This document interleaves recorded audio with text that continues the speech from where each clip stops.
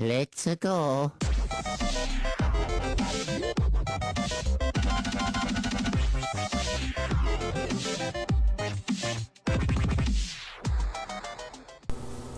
Yo, what's going on, guys? It's me, the Ninja Reviewer here. Welcome to my review of JoJo's Bizarre Adventure. Diamond is Unbreakable.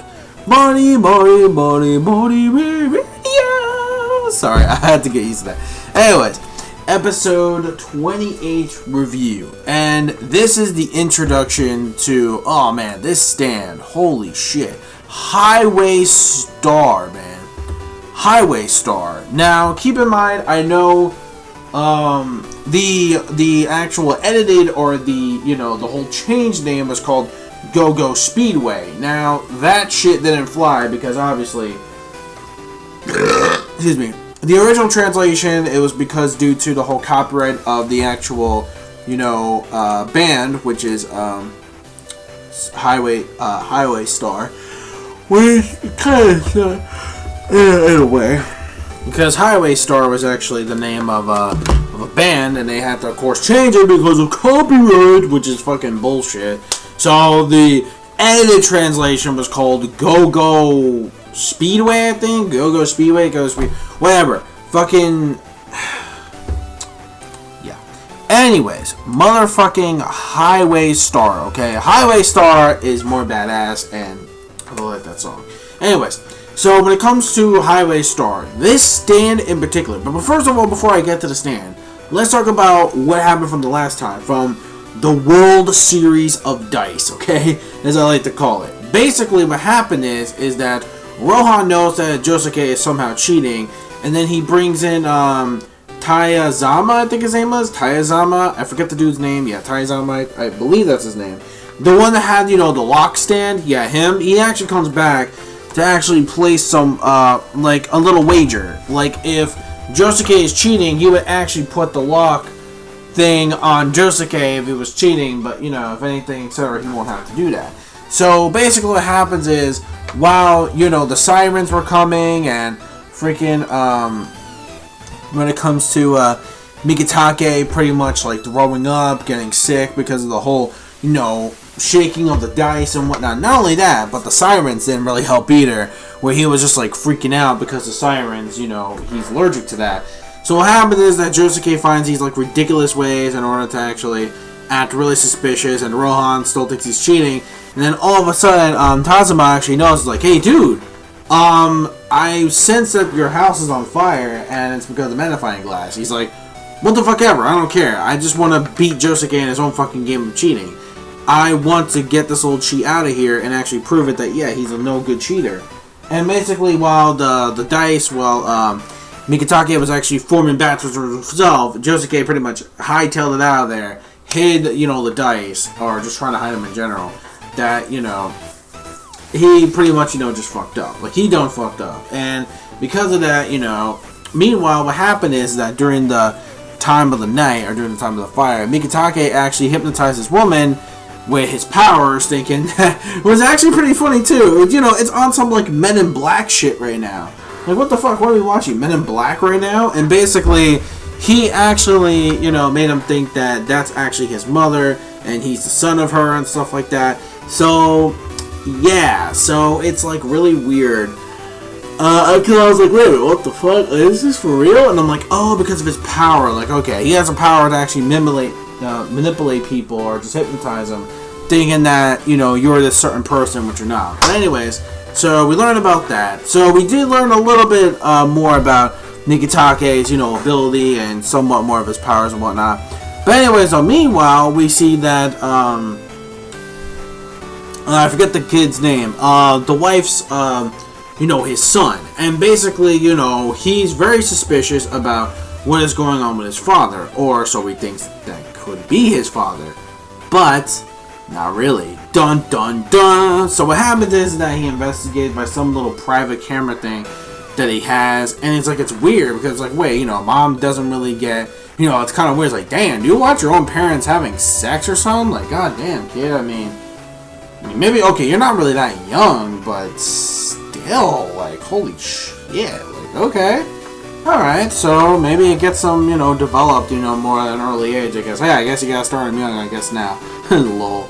Anyways, so when it comes to that, though, he notices it, and then he notices that he's writing something. And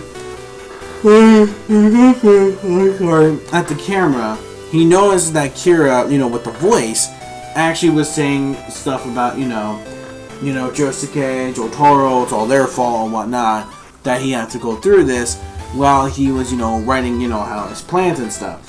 So, basically, yeah. So, the boy, sooner or later, he's probably going to find out, like, what the hell is, like, going on. So, that was actually a key important scene, like, a very key important part. And I would say when it comes to Rohan, we got some really good character development. Like, Rohan pretty much not accepting the help of Josuke whatsoever. Someone who's really strong, he's not really going to accept, the help from him and, whatnot. Especially, it's like, damn, dude, do you really want to get your ass whooped again like you kind of did last time when it comes to Josuke? Yeah, especially if you talk shit about his hair. Yeah, I don't fucking think so. Anyways, so when it comes to that, though, which is funny, we also get, like I said, the introduction of Highway Star. And Highway Star is someone that can actually use you like an actual race car, just someone that can actually use you as like some kind of, it's weird, like it can use you when you're riding on a vehicle or just going on top speed. It tries to catch up with you and suck out all the living nutrients and kind of uses you like some kind of bike or a car or whatever in this case, and it basically tries to suck the life right out of you. Like all the nutrients in your body will be sucked away and drained. It's like, oh my god. And basically, yeah, and then this whole house thing was like an illusion that the stand created. Now, we don't know who the stand user is, but apparently he was the one that actually, or he or she, whoever the stand user really is, basically used it to actually create an illusion, thinking that, Kira is actually there, just doing his, doing Kira, his thing, excuse me, Kira doing his thing. And what happens is that, well, when it comes to that, it sort of seems like, the illusion thing was there, and of course, Josuke was thinking that Rohan was making this up, some kind of bullshit, thinking that it's like, oh, well, you're trying to bullshit your way out of it just because, I'm trying to make an excuse of cheating and whatnot. But basically, in the end, Rohan didn't make it up, and fucking Josuke finally realized that. So he tried his best in order to actually save Rohan, but he didn't really accept the help, which is pretty obvious. So, regardless, though, all he has to do is just find a way to...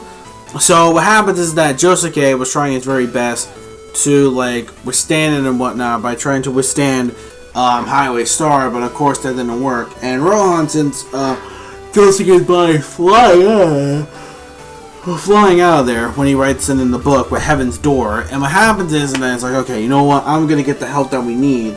So in order to actually defeat this stand user, so you know what, I'll be back to help you out. Regardless, though, even though you say, like, oh, you don't need my help, hey, I'm that kind of dude who's like, hey, if you're pretty helpless and, you think that, things come to worst, I'm going to be there, so don't worry about it. So pretty much, at the end, he pretty much escapes on the bike in order to actually find some kind of, way to actually, get some help to actually defeat Highway Star, and that's where the episode ends. Overall, when it comes to this episode, the beginning stuff when it comes to the whole game thing, I thought was actually pretty unique. Again, when it comes to JoJo's Bizarre Adventure, they can make anything, like, just fucking incredible. They can make a game of fucking staring at paint dry. Probably fucking epic. So, regardless, yeah. So, when it comes to this week's episode of JoJo, it did move some things along. I mean, we were finally done with the whole game thing, and it turns out that MAKITAKA is living some kind of new life, at least for now. But he's still probably going to help Jotaro, or no, well, not Jotaro. Him too, probably, but Josuke in general, regardless. And there were some funny bits, here and there and whatnot, and proving that Josuke is a really great Joestar. So, yeah, when it comes to this episode, especially, the huge mindfuck that happened with the actual building, I'm thinking, what the flying fuck is going on? But I was really confused with it at first, but now I see it. So, anyways, yeah, that is pretty much about it for this episode. And if I were to give it a score, I would give it a...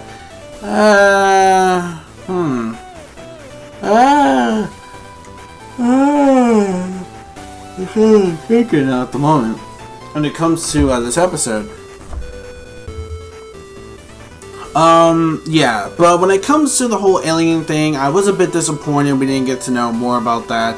And we basically, you know, just moved on, you know, to this next story, which was the whole highway star, you know, part 1, because I think they were still finishing up a bit of the whole alien thing a bit in the, from the last week's cliffhanger, so that probably explains it, why, you know, they did the whole to be continued thing, you know, beforehand. So that does really suck that we're not going to really know anything about that. And the whole mindfuckery thing of this episode from the stand user when it comes to like the traps and stuff is really fucking bizarre and confusing. But regardless, it is JoJo, so what do you expect? There were a lot of good comedy moments, really over the top scenes, you know, and everything else. So you know what, yeah, but when it comes to like the strangeness of this, it's like a huge mindfuck. And then all of a sudden we jump to the whole kid, you know, whole thing with the camera. So yeah, you know, I really wish we could have stayed consistent on like one thing, you know, and one thing only. Like, you feel me? Like that part, you know, was a bit, you know, fine. It was, you know, I guess it was a bit necessary. But to me, it didn't really feel that necessary to know that. I'm like, okay, so it's just, you know, you're getting suspicious. So I guess that's a little interesting. But other than that, I'm just going to give the episode a solid 4 out of 5. You know, it's pretty good. Again, the whole alien thing, kind of like a huge blue balls. I was really expecting to see if they were really going to contradict that mystery. Also, when it comes to some of the pacing, when it comes to like, you know, squeezing in one thing into the other, but the way they ended it was fine. It was just like the confusingness of the whole illusion shit. I mean, yeah, I know the stand user can actually suck up nutrients and stuff like that, but when it comes to the mindfuckery of the whole illusion thing, I don't know how that really works, so I guess that's still a mystery we still gotta find out. So again, I'm gonna give the episode a 4 out of 5. Let me know your thoughts in the comment section below of this week's episode of Diamond's Unbreakable. Definitely, I guess, cannot wait, and hopefully the conclusion will be pretty damn good, or just great, or greatness of JoJo, hopefully. So, episode 29, I will see you guys there for episode 29 of Diamond is Unbreakable. Until then, this is the Ninja Reviewer saying peace, soul, love, chicken grease, and the sky is the limit. Anime manga fans, keep supporting what you read and what you watch. See you guys next week, and do you even pose? And see you guys until then.